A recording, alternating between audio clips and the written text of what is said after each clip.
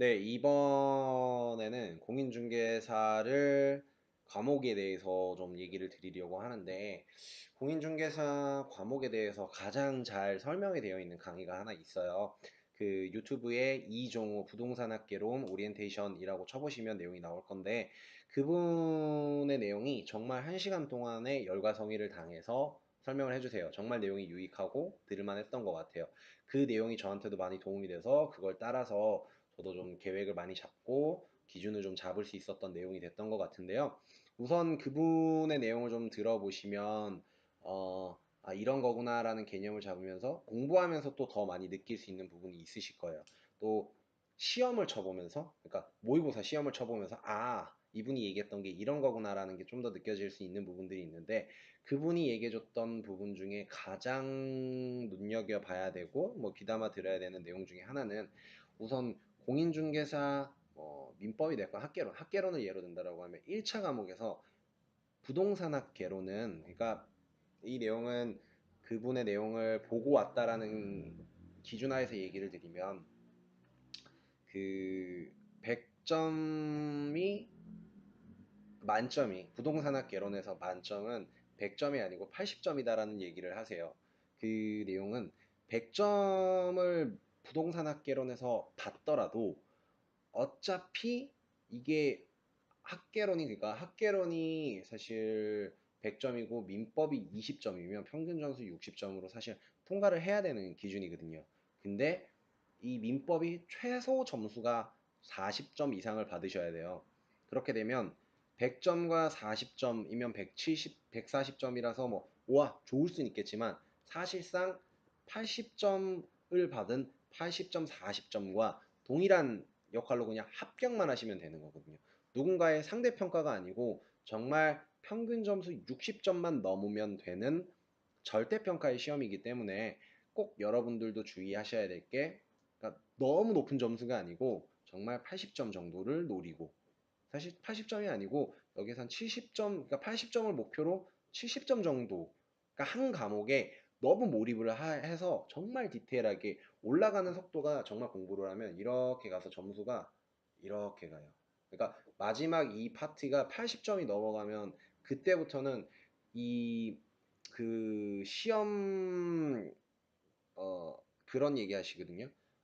틀리라고 내는 문제가 80점 이상 때부터 맞출 수 있는 문제들은, 그러니까 80점대들 문제들은 항상 나오던 시험 문제를 내는데, 80점, 그러니까 문제의 80% 정도는, 근데 나머지 20%는 틀리라고, 그리고 어렵게 책에 없는 곳 아니면 정말 간단하게 있는 내용을 내는 게 20%라고 하는데, 그 20%를 맞추기 위해 너무나도 많은 노력을 하다가 다른 거를 놓치는 경우들이 있다. 그러니까 그거에 목숨 걸지 말고 이런 시간적인 것들, 이 들어가야 되는 에너지나 노력 같은 것들을 분배를 잘해라라는 얘기를 많이 하세요. 그러니까 가장 시간을 많이 투입해야 되는 거는 민법이고, 그리고 1차 과목에 가장 에너지를 많이 쏟아라라고 얘기를 하시는데, 그게 실제로 저 말고 다른 한 분은 아시는, 그니까 제가 공부를 하다가 처음에 안 되면, 공부가 안 되면 카페를 가기도 했었는데, 그 카페에서 공인중개사 공부하시는 분을 만나가지고 한번 얘기를 한번 들은 적이 있어요. 그분은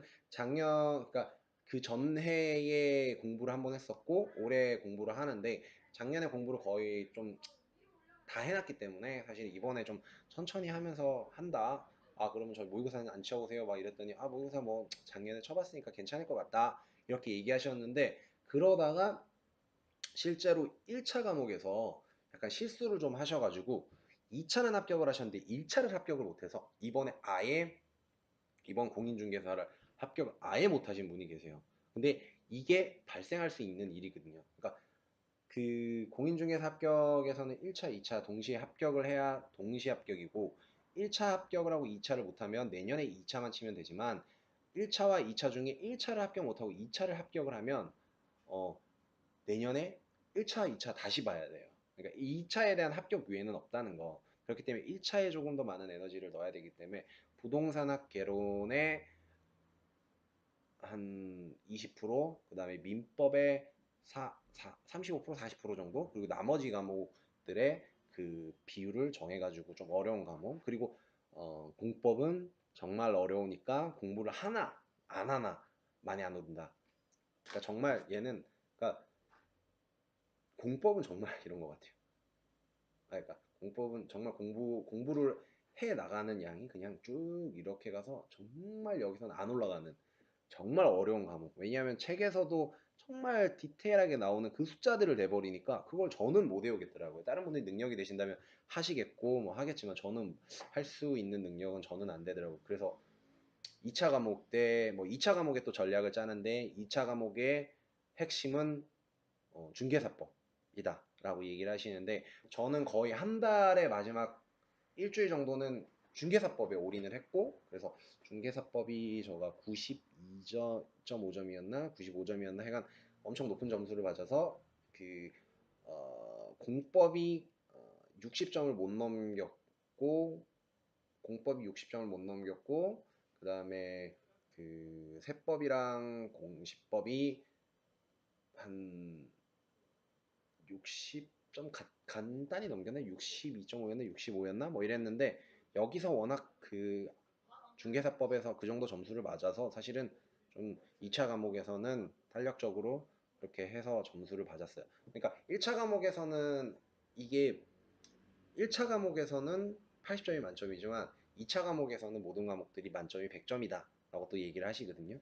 그런 것들도 그 동영상을 아까 말씀드렸던 이종호 교수님 동영상을 들어보시면서 이해를 하시면 조금 더 많이 도움이 되실 거라고 봅니다. 네, 거기 거 많이 보시고 학개론 관련돼 가지고 또 모르는 거 있으면 아니 학개론이 아니죠.